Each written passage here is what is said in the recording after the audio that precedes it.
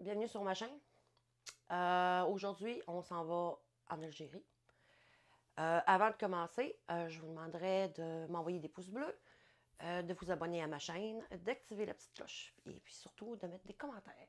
Sur ce, on commence. La capitale, c'est Alger. La population, c'est 46 180 000. La devise, c'est le dinar algérien.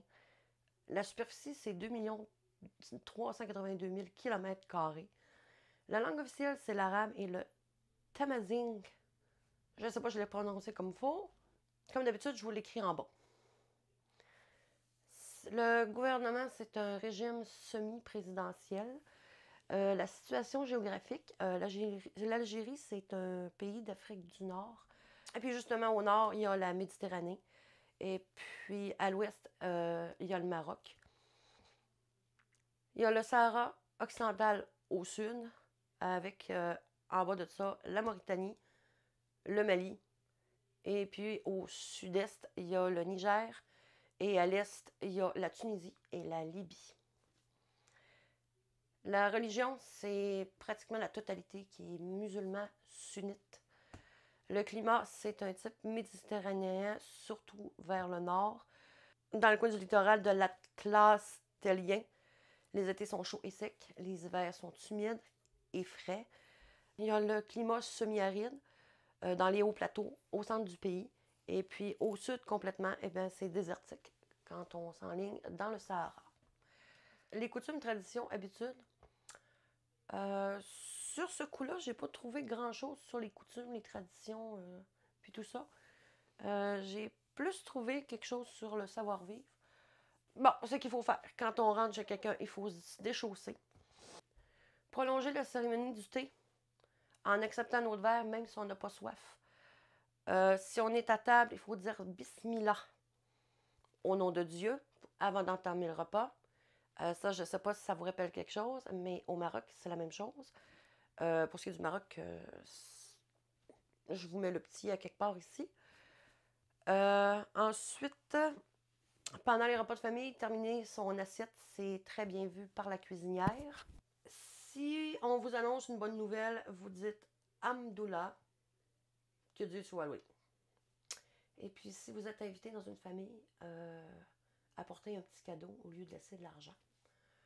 Et puis, si vous vous photographiez avec des amis algériens ou vous les photographiez, pas oublier de vous envoyer les clichés en retour. Et puis, pour remercier, il ne faut pas oublier de dire choukran ou choukran. Je vous l'écris en bas, comme d'habitude. Ce qu'il ne faut pas faire, refuser le thé que l'on vous offre ou le café. Porter une tenue provocante, surtout pour les femmes, évidemment, on est en pays musulman, c'est normal. S'en donner au bronzage intégral sur la plage, non. Et puis, ça fait des mamours en public. Et puis, passer devant quelqu'un en train de faire sa prière. Ça, on fait pas ça. La cuisine, c'est. Il y a beaucoup de variétés. J'ai vu beaucoup de choses. Fait que je vais commencer avec les entrées. Shakshuka. C'est une sorte de ratatouille. C'est composé de tomates, de poivrons grillés. C'est arrosé d'huile d'olive et de persil. La chorba, c'est une soupe traditionnelle. C'est préparé à partir de viande d'agneau et de pois chiches, de tomates, de vermicelle, de blé concassé. Il y a des épices et divers autres légumes. Évidemment, sa composition diffère selon les régions, mais ils sont toutes épicées avec de la coriandre et de la menthe. Les bourrecs, c'est fait avec des feuilles de briques fourrées avec de la viande hachée, du thon, des œufs, du poulet et du fromage. Le couscous, évidemment, comme au Maroc, c'est le roi de la cuisine du Maghreb, comme j'en avais parlé aussi. Il est accommodé de nombreuses façons. Et puis, c'est à base de semoule de blé, c'est gonflé à la vapeur. C'est agrémenté de légumes, de sauces, de viande et d'épices. Ça revient aux mêmes choses aussi qu'au Maroc, puis selon les régions, ça change. On a les rechtas algéroises. C'est des petites nouilles de semoule, puis avec de la viande de poulet, du navet, des pois chiches. Et puis le plat est renommé à Alger. Briques farcies, les feuilles de briques sont farcies avec du thon, des crevettes, des épinards, du poulet, etc. Et puis c'est plié dans un triangle ou c'est roulé. Et puis, bon, ben, comme on est en Algérie, ben, on n'est pas loin de la mer, il y a 1200 km de côte. Du coup, ben, il y a des poissons, des fruits de mer. Après ça, c'est cuisiné en beignets frits.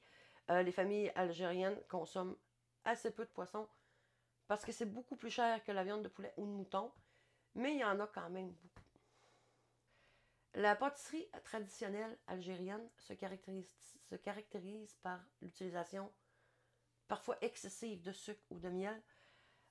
C'est des gâteaux qui sont généralement servis après les repas du soir avec le service du thé à la menthe, évidemment.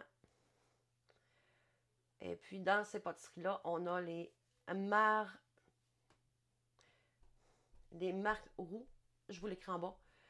C'est des losanges de semoule farcis aux dattes et au miel.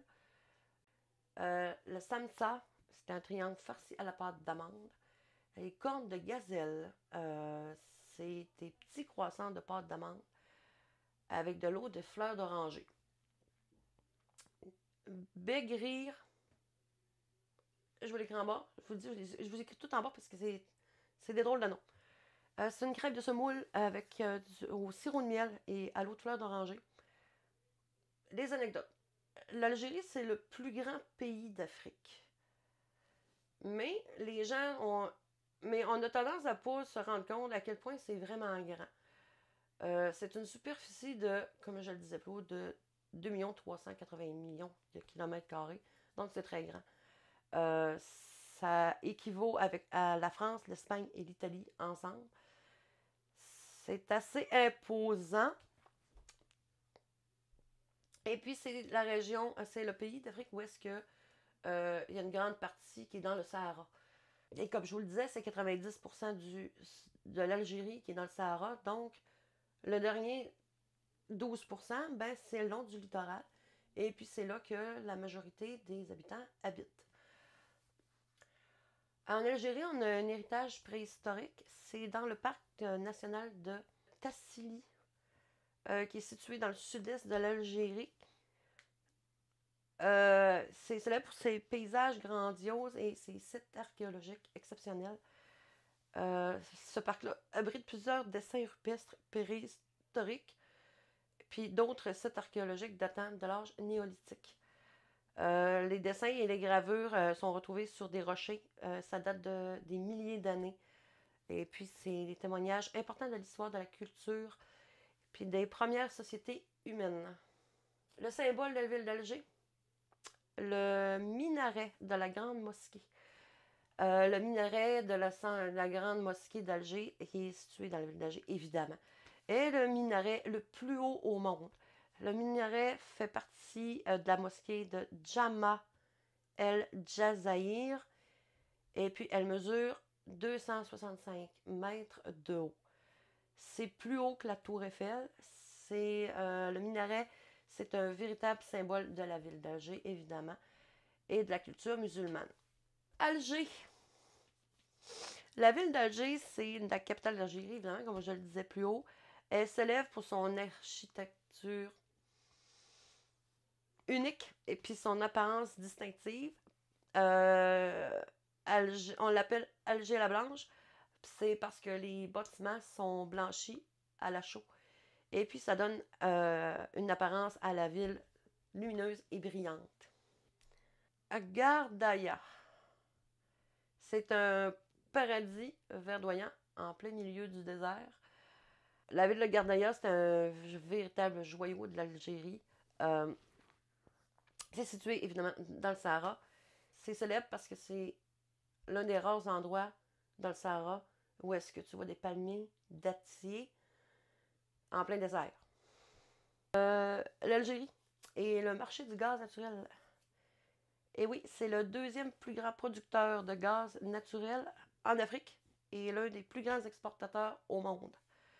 La ville suspendue de Constantine. C'est une ville qui est située à l'est de l'Algérie. La ville est célèbre pour ses nombreux ponts suspendus qui traversent les gorges du Rumel, que je vous écris en bas aussi. Et puis, ça donne le surnom de cette ville, la ville des ponts suspendus. Les ponts, ils font partie intégrante de l'histoire et la culture de la ville. C'est aussi un symbole de son ingéniosité et de sa créativité.